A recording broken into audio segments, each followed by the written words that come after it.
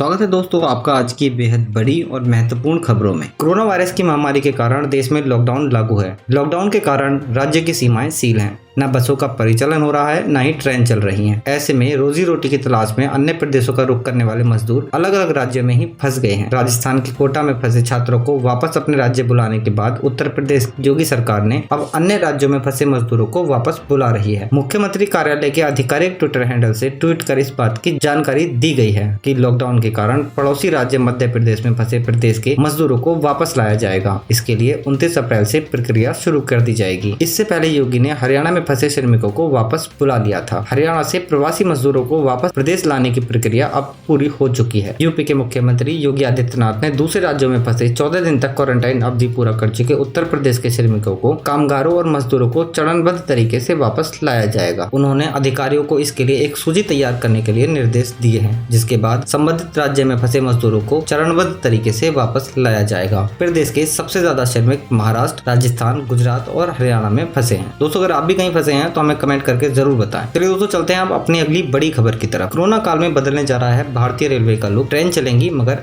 इस तरह से। कोविड-19 के लॉकडाउन की वजह से थमे भारतीय रेलवे के पहियों को अब दोबारा से गति देने का प्रयास हो रहा है। मई में कुछ खास रेल मार्गों पर ट्रेन चलने लगेंगी, मगर एक नए लुक में। आमतौर पर एसी गाड़ियों के शीशे उतारकर उनकी जगह पैसेंजर कोच वाली सामान्य खिड़कियां लगाई जा रही हैं। किराया भी स्लीपर क्लास का लिया जाएगा। लंबी दूरी की गाड़ियों की एक बोगी में केवल 25 सीटें रहेंगी। इसके चलते सोशल डिस्टेंसिंग का पालन अच्छे से हो सकेगा। छुट्टियों पर गए सैन्य बलों को लाने के लिए विशेष गाड़ियां तैयार हो रही हैं। रेलवे की परिचालन शाखा के अधिकारी के अनुसार मंत्रालय कई विकल्पों पर विचार कर रहा है। अभी हमें जो निर्देश मिल रहे हैं उन्हें देखते हुए लगता है कि कोरोना के लॉकडाउन का असर लंबे समय तक रहेगा। हो सकता है कि सोशल डिस्टेंसिंग का पालन करते करते साल निकल जाए। लोगों की सुरक्षा के लिए सबसे जरूरी है, इसलिए रेलवे ने अपने सभी जोन में कहा है कि वे एसी गाड़ियों को नॉन एसी में बदलने की प्रक्रिया शुरू करें। अधिकारियों के अनुसार राजधानी और शताब्दी में सेंट्रलाइज एसी के कारण उनके भी शीशे उतारे जाएंगे। रेलवे को स्वास्थ्य मंत्रालय की ओर से यह सलाह दी गई है कि इन गाड़ियों में भी किराया स्लीपर क्लास का लिया जाए। केंद्रीय सैन्य बलों को लाने के दौरान गाड़ियों का ट्रायल होगा, उसके बाद जरूरत पड़ी तो इनमें अन्य बदलाव भी किए जाएंगे।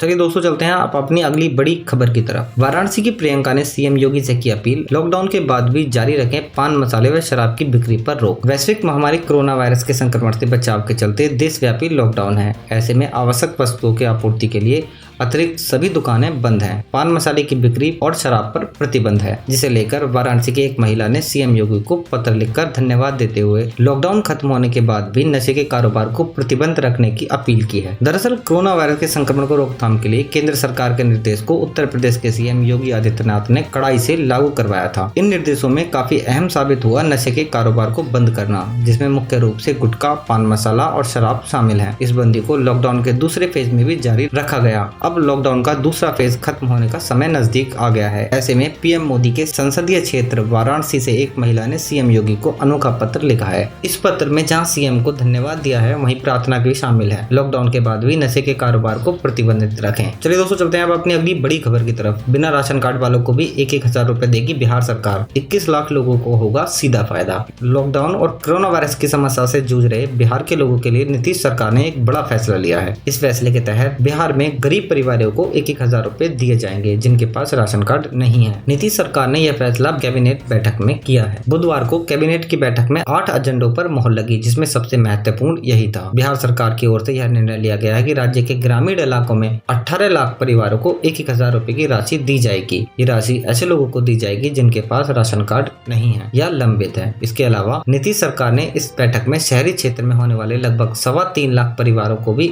इसका लाभ देने का निर्णय लिया है। ये राशि आरटीजीएस के द्वारा मजदूरों को दी जाएगी। सुप्रीम कोर्ट ने कहा, लॉकडाउन में एक देश एक राशन कार्ड योजना लागू हो। योजना अपनाने की संभावना पर विचार करें, ताकि कोरोना वायरस महामारी की वजह से देश में लॉकडाउन के दौरान पलायन करने वाले मजदूरों, कामगारों को, आर्थिक रूप से कमजोर वर्ग के लोगों को रियायती दाम पर खाद्यान्न मिल सके। केंद्र सरकार की यह योजना 1 साल से जून से होने वाली है।